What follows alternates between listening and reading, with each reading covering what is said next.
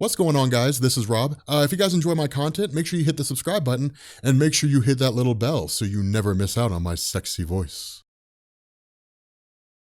You know, I just discovered who Post Malone is, and that guy makes really good music. I really like the music of Post Malone. Like, it's pretty enjoyable. What's going on, guys? And welcome to Comics Explained. If you guys are new here, if you guys are not new here, then welcome back. Yes, welcome back. We are covering Black Panther stuff. Specifically, we're covering Black Panther's suit, also known as a Black Panther habit. So, this is an interesting idea, and in truth, while the Black Panther suit is like part and parcel to his character, going all the way back to his first appearance in Fantastic Four number 52 in 1966, in truth, it's been around for much longer than that within the Marvel continuity. And in fact, it stems all the way back to the founding of the Panther cult, which we discussed in our video on the history and the nature of Wakanda. If you guys are curious about that, you guys will find that down in the description. Now, the head of the Panther cult is basically given the title of Black Panther, and part of having that title is receiving the Panther Habit, which is the ceremonial suit that the Black Panther wears to designate him or her as the religious and political head of Wakanda. So when you hear the term Panther Habit, it's just another way to refer to the Panther suit that the Black Panther wears. But regardless, what's really interesting about the Panther Habit is that because Wakanda is the most technologically advanced country in the world, the suit has evolved from just a ceremonial relic into a technological marvel that has a myriad of different features. And the most distinguishing feature of Black Panther's suit is that it's laced with the metal Vibranium, which is really the foundation for most of the cool stuff that the suit can do. Now, those of you guys who have been following my channel for a long time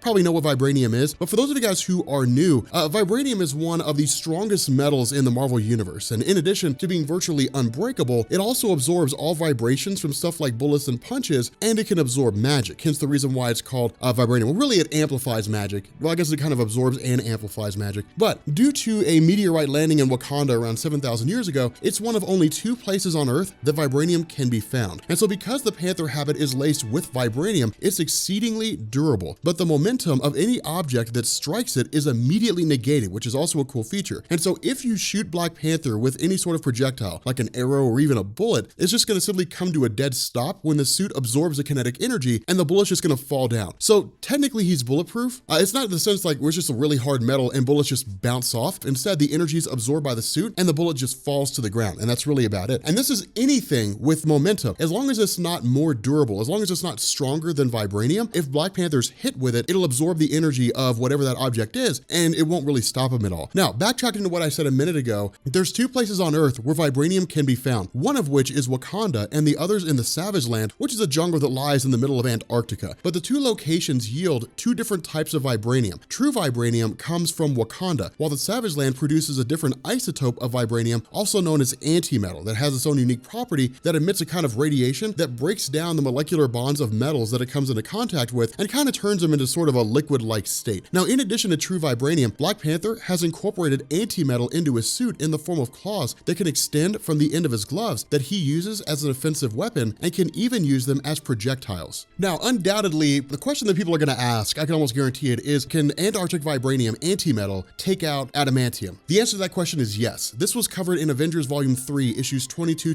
through 23 during an Ultron, I think it was Ultron Unlimited, and essentially what had happened is Ultron's body was made of adamantium, and what they ended up doing was basically using antimetal to essentially pierce his body structure and then beat the crap out of him, which is how they defeated that version of Ultron. So yes, antimetal can cut through adamantium. That is something that can happen. Now, one of the other cool things about Black Panther's suit are the boots that he wears. And in fact, it features these boots that can basically create force fields from Vibranium within their soles, which actually allow Black Panther to do a lot of different things, like fall from great heights and land on his feet without suffering any real harm. So much like Ben and all those guys from Screw Attack kind of established in the Batman versus Black Panther video, he is very much like a cat in that regard.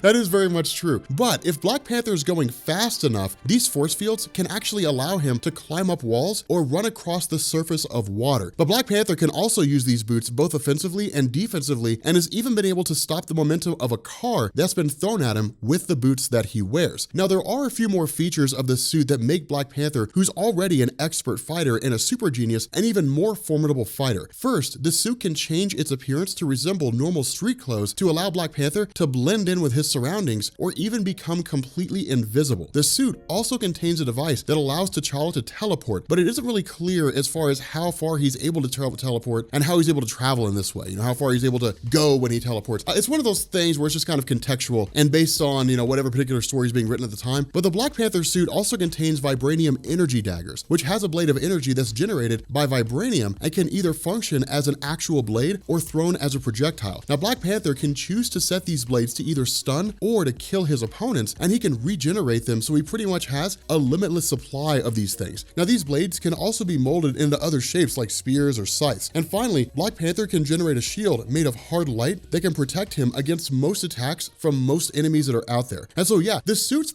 pretty impressive. I mean, it allows Black Panther to battle opponents that are far more powerful than he is. In fact, he was able to withstand punches from the Incredible Hulk while wearing the Panther Habit. And he's battled Eric Killmonger, who was a villain that was strong enough to kill an elephant by charging at it with his shoulder. He battled him for 13 straight hours. And Black Panther's even survived a punch from Namor the Submariner while he was possessed by the Phoenix Force, which is one of the most powerful forces of energy that are out there. So yeah, Black Panther's suit makes him incredibly powerful. This combined with like the enhanced abilities that he has as a Black Panther, as kind of the representative on Earth of the Panther God, along with a super genius, makes him like one of the most formidable people out there, like on almost any level. It's crazy how powerful he is. But nonetheless, I figured I'd just go ahead and throw this out there, the suit of Black Panther explained or something along those lines. But if you guys are new here to Comics Explained, make sure you hit the sub button to become part of the Rob Corps. If you guys enjoyed this video, make sure you drop a like, and my food is done cooking. So I will catch you all later. Peace.